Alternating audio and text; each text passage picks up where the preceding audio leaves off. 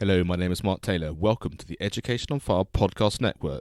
This show is sponsored by the National Association for Primary Education. There comes a time in every person's life when you realise it's not about doing what you are told, but doing what you know is right for you.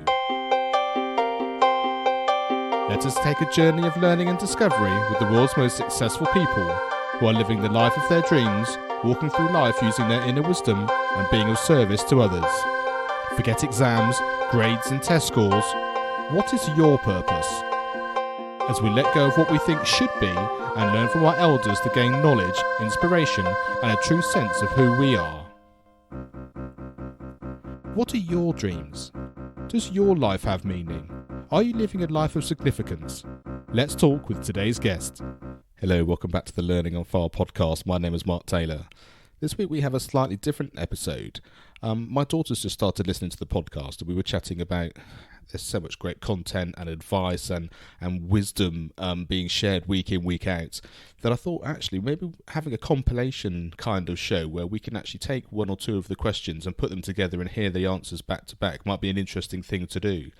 So we've taken episodes 1 to 9 and used the question, what was the best piece of advice you've ever been given and who gave it to you? And put the answers to each of those for the first 9 episodes all into one episode so you can hear all those answers all in one place. And what I'm going to do is I'm going to increase this week in, week out. So over the next few weeks, we're going to share a few of these so we get through all of the guests so we can hear what these questions and what these answers are. And also, because they're sharing great resources which they've used as well, I'm going to compile a document that you'll be able to download where they've shared all those things as well. So we've got some easy access then to some of the best content there. So if you've listened to all the episodes, then you'll know all this already. But if you haven't visited all the show notes or you haven't heard them all, this is just a way of giving you some great snippets and some pearls of wisdom for you to be able to get your teeth into. Hope you enjoyed the episode. Let me know what you think. You can email me, mark@educationonfire.com, and I hope you enjoy the show. What was the best piece of advice you've ever been given, and who gave it to you? The best piece of advice I was ever given would probably be 2 pieces. One would be don't, especially if I was giving this advice back to my younger self, but it holds true now as well, but don't take time for granted because it passes so quickly. And that's more of a kind of a generic one that I've heard many people tell me, but my mentors truly have said this: don't take time for granted. You know, it's very it's truly limited and we should cherish it. And then kind of off the side of that, which has been more impactful for me recently in the last year or two, is appreciate the small moments. Now, I just had this conversation with my son too, because it relates to all of us. What happens is we get busy, right? Maybe you're busy studying, you're busy with sports, or you're busy with work, whatever that is. And we actually set goals. We all even subconsciously, like, you know, many of us write out our goals or we have visible our goals. But even if you don't do that, you have things you want to accomplish. Maybe it's making JV or varsity, or maybe it's getting an A on this test. So we all have these kind of goals. And human nature is, once we get to that goal, like, we're constantly chasing that goal. Once we achieve it, we push the goal further. Now it becomes, I want to get an A on every test, or I want to get straight A's, or I want to have to be first string on varsity, or, you know, I have to make a certain level of income, or whatever that is. And as human nature, what happens, we push harder and harder and harder. We achieve all these goals, but the goals continue to go forward because we're never satisfied with what we've just accomplished. So stopping and recognizing when you achieve those moments, those goals, no matter how small they are, and turning around and looking back and seeing where you've come and appreciating that journey will make a huge difference as far as happiness and gratification in life. And also later on in life, make a huge difference from burning out or overwhelm or stress.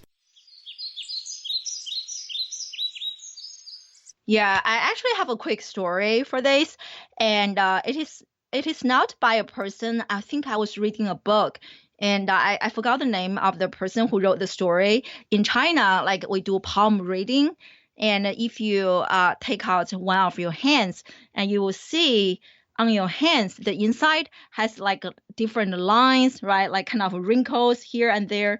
So the line that is closest to your thumb, and we call that one the lifeline. So what lifeline does is it symbolizes longevity, lifespan. So the longer that line is, and I mean, theoretically, the longer your life is supposed to be. But the interesting part is if you are making a fist, and you will notice that more than 2/3 of this lifeline is going to be inside your fist. So what this tells us is we control our lives. And more than 2/3 of our lifelines are inside our hands, inside the fist, and we control our lives. Don't let other people control your life, and use yourself. Allow yourself to design your own life. So that story has been with me like forever, especially coming to the US and starting this journey. I love that story. Yeah.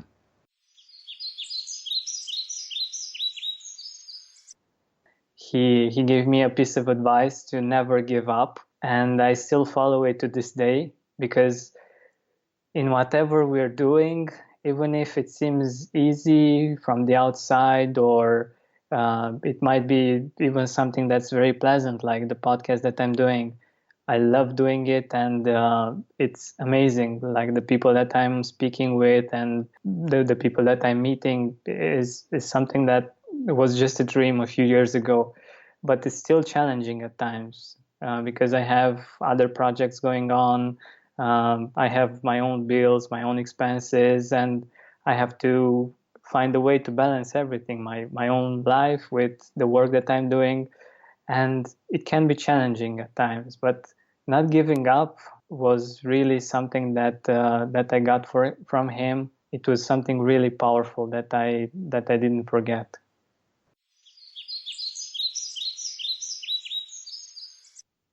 Oh, that would have to be my dad. I remember, so Mark, when I left my corporate job, I tried to start my own business, like completely from scratch, had no idea what I was doing. I just learned what entrepreneurship was. I went off on my own. I struggled and hustled for 6 months. It didn't work out. I didn't get any clients. I wasn't making any money. I had responsibilities. I had to go back to corporate America. And then I had the opportunity to leave corporate America again. And it was either going to be to try and pick up my business again and give it another go and really try and make that happen, or to join John, my boyfriend at the time and still, and now business partner. So you know which choice I made. But that was a really, really, really tough decision. You know, I felt like I was caught between this really like self-doubt stage where I wanted to prove to myself and to others that I could make it work. It was embarrassing and heartbreaking that I had to go back to corporate America, that I couldn't run my own business. Or, you know, there was so much that I wanted in this other opportunity for John and I to become partners, to pick up on the vision that he had, which I absolutely loved, you know, impacting and inspiring people to become entrepreneurs. I absolutely love that. And so I remember calling my dad up and saying, Dad, I don't know what to do. Like, I'm definitely quitting my job, but I don't know if I should go it on my own and really like prove to myself that I can make this work, or join John on the team at Entrepreneurs on Fire. And he said, Kate, follow your gut. Like, whatever decision you make is going to be the right decision, because even if it doesn't work out, you're going to learn a lesson from it and you're going to be able to make a different choice from there. And like, ever since, trusting my gut is like not something that anybody has really ever said to me directly, but has impacted so much of how I make decisions now. Like, if it feels wrong in my gut, I don't do it. And it's served me over and over and over again.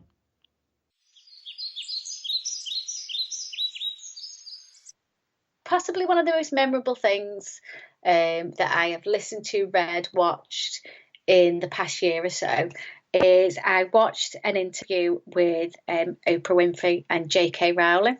And the reason why I'm telling you this is that there is something I've adopted from this interview as a little bit of a mantra.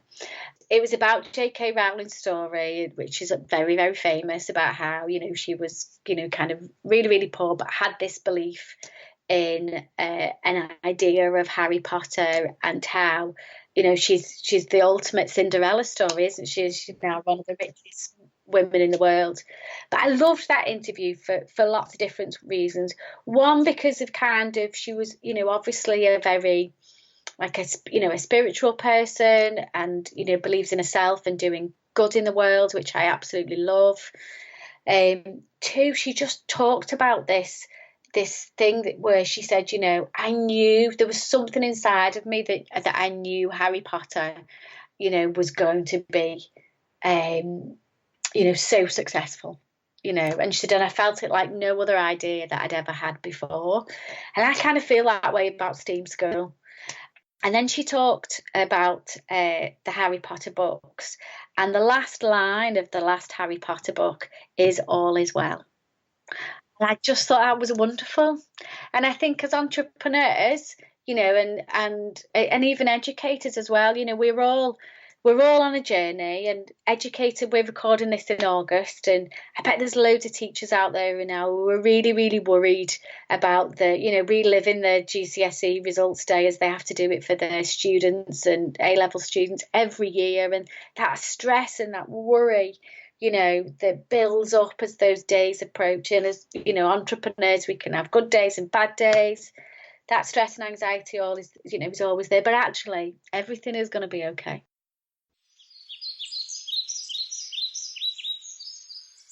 Boy, that's an interesting one. I think the one that really struck me the most was, and this one's a little difficult to talk about at times.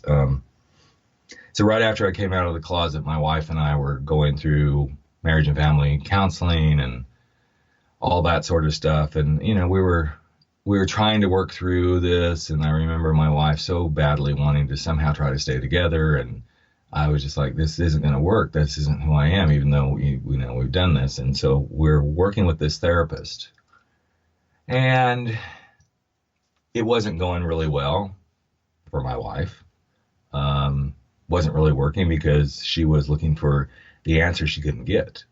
There was nothing that was going to change who I was. And so it kind of came to the place where she decided it wasn't working for her. And I said, well, do you mind if I continue working with her? And yeah, I guess so. And, we won't go into all that because that didn't turn out to be, it really wasn't what she wanted. But anyway, so I started working with the therapist one-on-one. And I went in at one point in time and I said, there's just something about you, and I'm saying this to the therapist, that makes me feel like you really get me more than the average person does. And she goes, oh, why do you say that? I said, I don't know. You seem to really get this. And she said, well, I rarely admit this, but she goes, I feel like I can do this with you. It's because my husband came out of the closet late in life. And I was really taken aback by that not because it was like so shocking, but in a way it was shocking, but I'm like, wow, she does really get me. And then she said these words. The thing I most learned about this whole experience was I could be angry and unhappy until I realized my husband was angry and unhappy because he couldn't be who he was. And nobody deserves to live with being angry and unhappy in themselves because they can't be who they are. And that was a very moving moment for me. And again, there's the connection. That was the first time that solidly landed with me. And it's ironic that here we are all of these years down the road. If you really strip back everything I do, making bold moves, living life on your terms, the podcast, Living Life Uncloseted, it's about nobody having to be angry and unhappy for being who they are.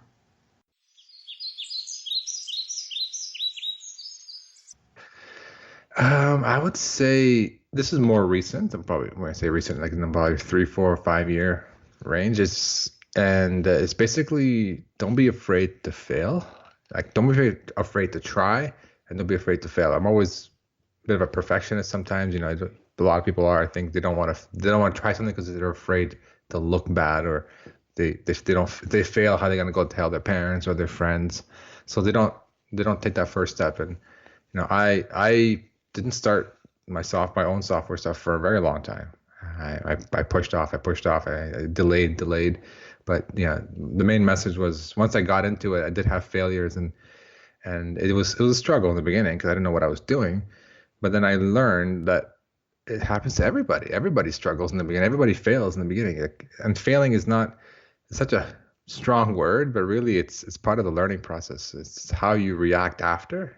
If you learn from it and you adjust and you try again with a different angle, that's the way to go. If you see failure like, all right, this is not meant to be, I'm going to stop here, then you're not learning from your mistakes. And that's what you need to do is you need to try, you need to fail or make mistakes. I don't say fail is kind of a strong word. Make mistakes. It's okay to make mistakes. And the key is to learn from them, man. Because if you don't try, you don't make mistakes. If you don't make mistakes, you don't learn. And it's basically a podcast. I remember hearing this over and over in the entrepreneurial space from different podcasts. And it just kind of resonated with me after a while. After doing it myself, I'm like, oh, wow, you're right. Like, you gotta make a mistake. No one's going to get it right the first time.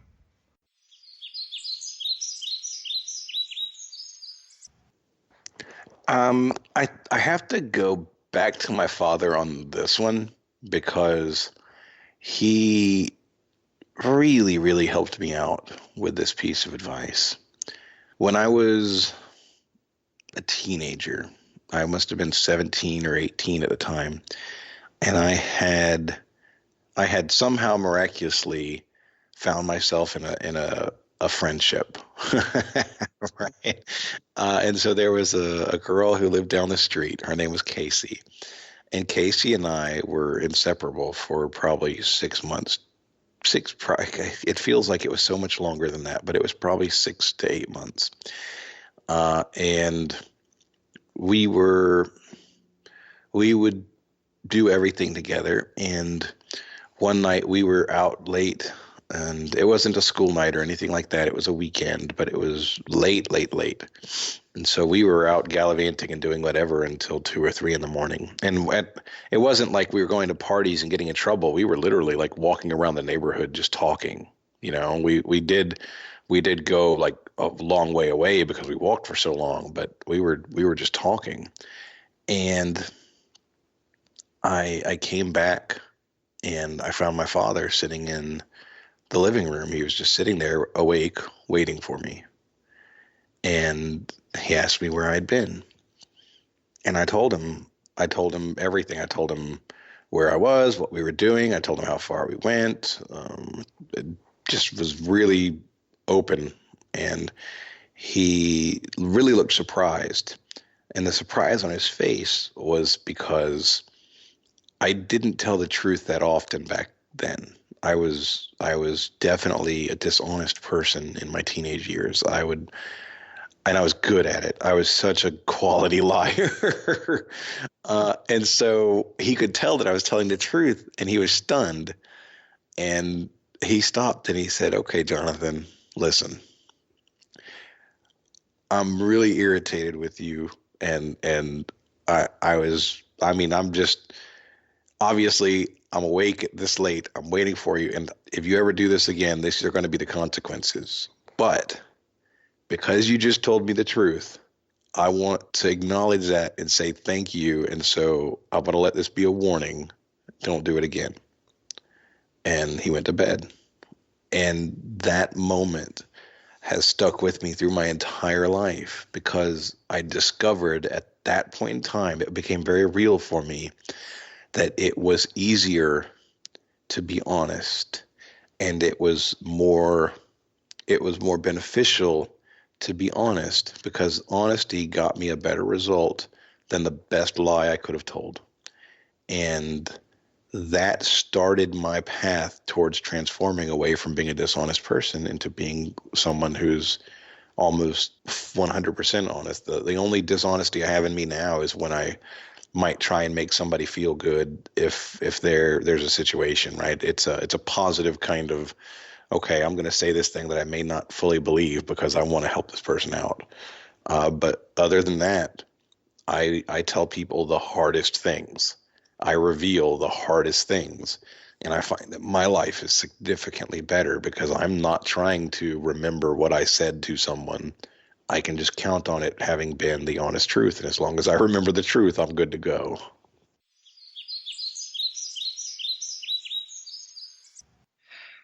Well, I'll say there's two things. One was my mom suggesting I write thank you notes, because that has come back to me in ways I could not even imagine, because you're remembered and it stands out and people appreciate the time. You mentioned that yourself. The other one was my father. He suggested way, way back, treat every job you do, whether it's your own business or you work for somebody, like you own that business. Take the time to do it right the first time. Don't get sloppy. Don't go too fast. And take the time to look at the details. My father, being an architect, was all about details. And he was always pointing out things in rooms and buildings that most people never see. And I think those three pieces of advice work in any field that you want. But the main one was treating your job like you own the business. Because my first job, I went into working for a small company, and I just acted like it was mine. And it doesn't mean you boss people around. I don't mean that. It means that you have the care for your job and the interest in your job, that everything is important. If there's a piece of trash in the hallway where you work, stop and pick it up and throw it away. If the bathrooms are dirty, clean them. And I know that may sound funny to some listeners going, what is he talking about? But if you treat your job, even if you're working at a fast food place or restaurant or whatever, like you own the place, you will stand out, you will shine, and you will be offered opportunities that you never imagined. Because I'll tell you something, not only the clients will notice it, but your boss will notice it. And your boss will go, that is somebody that I want to keep around. I'm going to give them more opportunity to strive to be better and to do more with the business. And like the job that I ended up in for 20 plus years, I ended up owning a part of that business. So that's the way I think that my father really helped me. And I always think back. And another one real quickly is a driving coach I had when I started vintage racing. His name is Louis Shevchik. He helped manage my race cars and so forth. He's been a guest on my show. He owns a restoration facility and a vintage race car prep shop. And the first day I was going to go do my first race, I was very nervous. It was raining. I was in a little British car, a Lotus Formula Junior 18 with very tiny little tires. And I was sitting there going, what am I doing? This is crazy. And he said, hey, Mark, just to remind you, the throttle goes both ways. And it's a little metaphor that works for life too, that you don't have to have your foot all the way to the floor all the time. In fact, sometimes it's good to back off a little bit, take a breath, take a rest, look around, and then refocus, repoint and shoot, and then stand on it again. I've used that in a variety of ways with my life, because I tend to kind of push myself really hard to sometimes stop, step back, take a look at what I'm doing, evaluate it. Same with people, stop, give them a chance, give them a rest, and then put your foot down into it again to get through the track. So hopefully that was a good answer for that question. Thanks for listening to the Learning on Fire podcast. For more information, please visit educationonfire.com and follow the links from the homepage.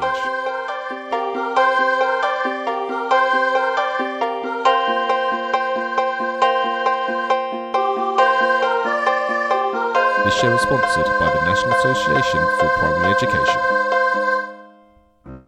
Education is not the filling of a pail, but the lighting of a fire.